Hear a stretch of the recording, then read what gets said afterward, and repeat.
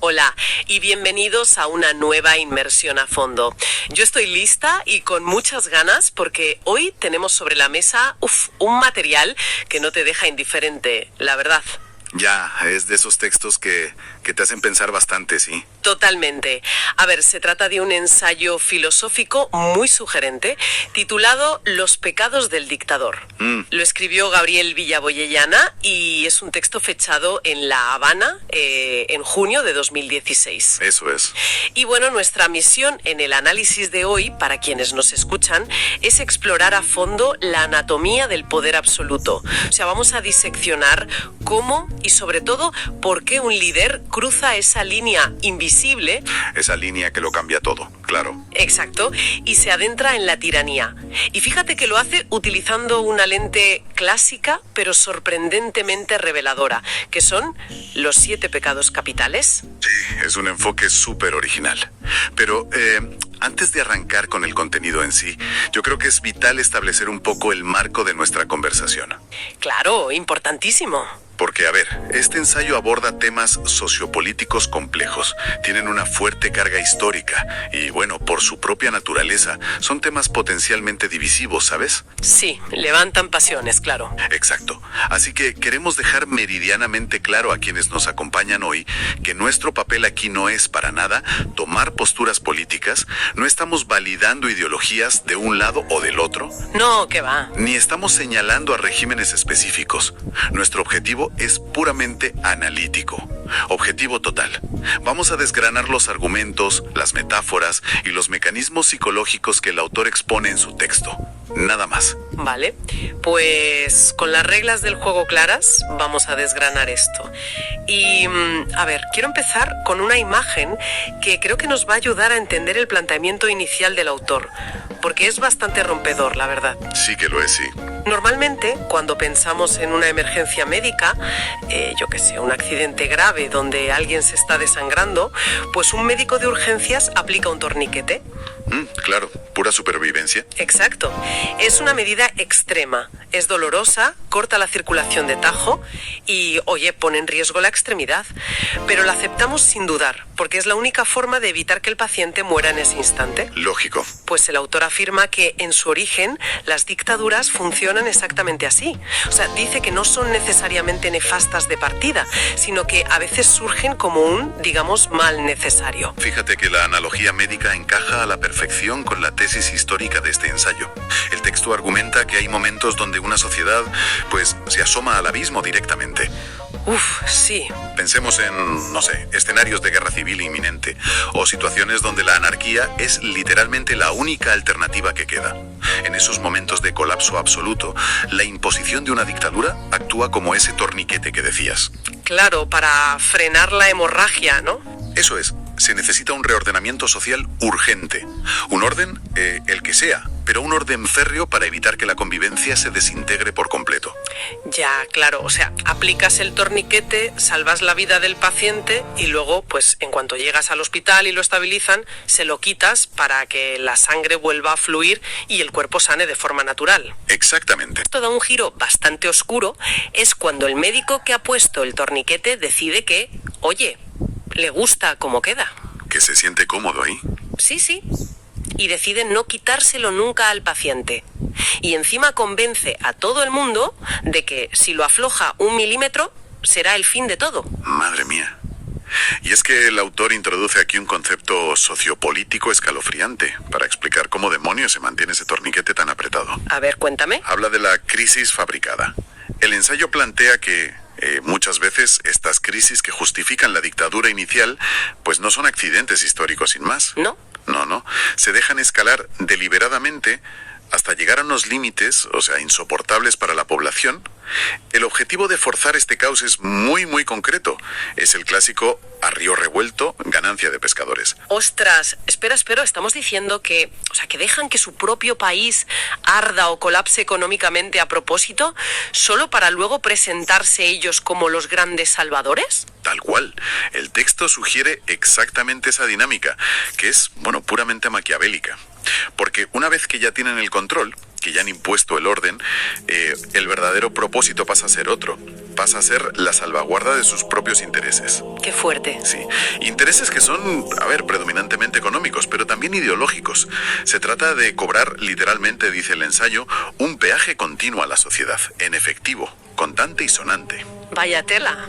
Y claro, para que la población siga aceptando llevar ese torniquete que les duele, necesitas inyectar un ingrediente fundamental en el sistema de esa sociedad, y ese ingrediente es el miedo. Claro, la invención de una amenaza perpetua. Si no hay miedo, la gente se quita el torniquete. Eso es. Si la crisis original ya pasó, ya se ha resuelto, pues tienes que fabricar una nueva.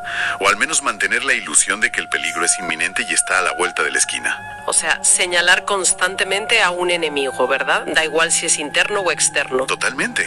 Se mantiene la ciudadanía en un estado de alerta psicológica que es agotador, convenciéndolos de que el lobo siempre está a punto de derribar la puerta. Madre mía. Y mira, aquí es donde se pone realmente interesante la cosa. Porque el autor, para describir ese momento exacto en el que este supuesto salvador se convierte en un tirano irredimible... ¿Ah, sí? La comparación está. Sí, utiliza una comparación que, a mí me sacó una sonrisa al leerla, pero que encierra una verdad terrible en el fondo. Habla de la gran mutación, y cito textualmente, cual Pokémon. Es que es flipante. Es una elección de palabras fantástica, para ilustrar un fenómeno que en realidad es súper complejo. Es que quienes nos escuchan y hayan jugado alguna vez a estos videojuegos saben perfectamente cómo funciona una evolución Pokémon. O sea, no es solo que el bichito, el personaje, se haga más grande o más fuerte. No, va más allá.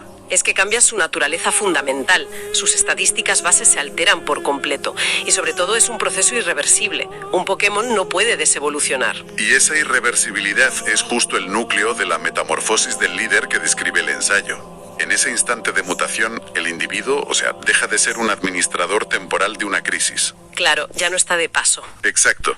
El poder deja de ser una simple herramienta para conseguir un fin social y pasa a ser el fin en sí mismo. Las estadísticas base del líder cambian. Ya no busca solucionar problemas de su gente. Lo que busca es la dominación absoluta. Uf. Psicológicamente, se convence de que ha trascendido la propia condición humana y se convierte, al menos a sus propios ojos, pues en un dios intocable. Ya. Pero claro, yo lo pienso y digo, si yo me creo una diosa mañana por la mañana al levantarme, pues no paso de ser una loca solitaria en mi casa. O sea, un solo individuo, por muy mutado que esté psicológicamente, es imposible que controle a millones de personas, que dicte leyes y que someta a un país entero él solo. Lógico. Es que es imposible. Por eso el ensayo aborda ese vacío logístico, detallando lo que él llama la maquinaria del poder. Porque ningún tirano, ninguno opera en el vacío. Necesita apoyo, claro. Construyen a su alrededor una estructura que es, simbiótica, hegemónica y rígidamente jerarquizada. Esta maquinaria necesita burócratas diligentes, necesita tecnócratas que hagan funcionar los números. Y militares, supongo. Por supuesto, una estructura militar de todas las graduaciones para imponer la fuerza física pura y dura. Pero fíjate que el autor pone el foco en un engranaje muy particular de esta maquinaria. Y es un tipo específico de intelectuales. Ah, sí, esa descripción es demoledora. El autor los retrata como individuos súper cargados de ideología, pero con, y cito otra vez textualmente, pocos o nulos decibelios en su materia gris. Sí, duele leerlo. Subraya que su única habilidad real en la vida es ser excelentes recitadores. Y yo me pregunto, ¿por qué un sistema que se pretende absoluto y perfecto rechazaría el talento intelectual genuino en favor de meros recitadores? Pues precisamente porque el talento genuino cuestiona, analiza y eventualmente pues acaba encontrando las fisuras en la narrativa oficial. Y claro, la maquinaria de la tiranía no necesita pensadores libres. Lo que necesita son megáfonos. Ya, gente que repita el mensaje y punto. Exacto. Necesita individuos que le den un barniz así de sofisticación académica o cultural a decisiones que en el fondo son pura brutalidad. Al carecer de pensamiento crítico propio, estos intelectuales, entre comillas, pues recitan el guión del tirano sin ninguna fisura, creando pues esa ilusión de consenso. Ostras. Y claro, Cuando esta maquinaria de recitadores y militares y demás está a pleno rendimiento, el ensayo nos ofrece una panorámica visual de la geopolítica internacional que de verdad hiela la sangre. El autor describe las cumbres internacionales, ¿sabes? Esas reuniones donde vemos a los líderes posando para la foto oficial, dándose la mano. Las compara con banquetes del Olimpo. ¿Verdad? Exacto. Imagina la escena. O sea, todos vestidos impecablemente con trajes de Armani, sonriendo para las cámaras. Pero bajo esa superficie de elegancia extrema, lo que el autor dice que están haciendo realmente es repartirse el pastel del mundo. O sea, dice que se rifan a pueblos enteros como si fueran fichas de casino en una mesa de póker. Es una imagen brutal y fíjate, nos lleva directamente a la naturaleza de la opresión moderna. Porque el texto argumenta que los ciudadanos de esas naciones, de las naciones rifadas, son en realidad los nuevos esclavos. Pero claro, es una esclavitud muy sofisticada, sin grilletes de hierro. El autor ironiza un poco diciendo que los grilletes ya no lucen bien con los nuevos tiempos. Claro, no quedan bien en la foto de Armani. Eso es. Así que, en lugar de atar los tobillos, lo que hacen es atar las mentes y las almas. Y los métodos que usan para reprimir a quienes intentan quitarse esas cadenas invisibles, pues pueden llegar a ser absurdos. Totalmente absurdos. Absurdos hasta el delirio, diría yo. Porque, a ver, el autor menciona castigos que van desde lo, digamos, trágicamente conocido, como el envenenamiento con polonio o los famosos campos de reeducación.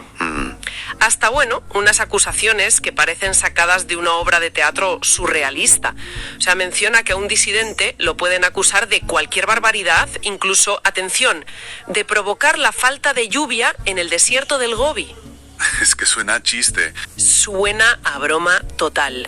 Y aquí me quiero detener porque el autor recalca que nadie, absolutamente nadie, en su sano juicio, se cree estas acusaciones tan estúpidas. Entonces, digo yo, si nadie se las cree, ¿por qué el régimen se molesta siquiera en formularlas? Porque ahí entra el mecanismo psicológico de la humillación. Es el poder desnudo. A ver, forzar a un ciudadano o a toda una sociedad entera a aceptar públicamente una mentira que es evidente y absurda... Como lo de la lluvia en el desierto. Claro, obligarles a tragar con eso es la demostración definitiva de control. El mensaje del líder no es comete esta mentira. El mensaje es puedo destruir tu vida basándome en una premisa completamente ridícula. Todos en esta sala sabemos que es ridícula y no hay absolutamente nada que tú puedas hacer para evitarlo. Madre mía. O sea, es que es perverso. Lo es. Obligar a alguien a tragar con lo absurdo quiebra la resistencia cognitiva de la gente. Les demuestra que, a efectos prácticos, la lógica y la verdad ya no existen. Solo existe la voluntad del líder.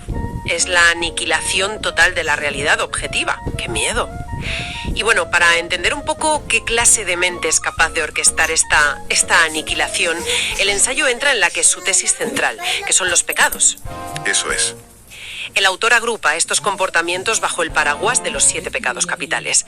Y advierte, ojo, que este perfil patológico es universal. O sea, lo llama el mapa genético del sinsentido humano. No importa el continente, no importa el color de la bandera, da igual si el líder saluda alzando el puño cerrado, extendiendo el brazo o simplemente dando un apretón de manos con una sonrisa profusa. El software que corre de fondo es idéntico en todos ellos. Exacto. El mecanismo es el mismo. Y el diagnóstico de este autor, pues comienza con los pecados del ego, que son la ira y la soberbia. El ensayo describe una dualidad bastante enfermiza. A menudo vemos que estos líderes se presentan ante el mundo envueltos en una falsa modestia increíble. Sí, como si fueran los humildes servidores del pueblo, ¿no? Exactamente, como padres abnegados, pero bajo esa máscara hierve una ira incontrolable, una rabia tremenda. Una ira que estalla en cuanto alguien osa contradecirles, vamos. O como dice el texto literal, cuando alguien les aprieta el zapato. Claro, porque todo su universo está cimentado en la soberbia más absoluta. Todo, absolutamente todo, debe orbitar alrededor de su figura.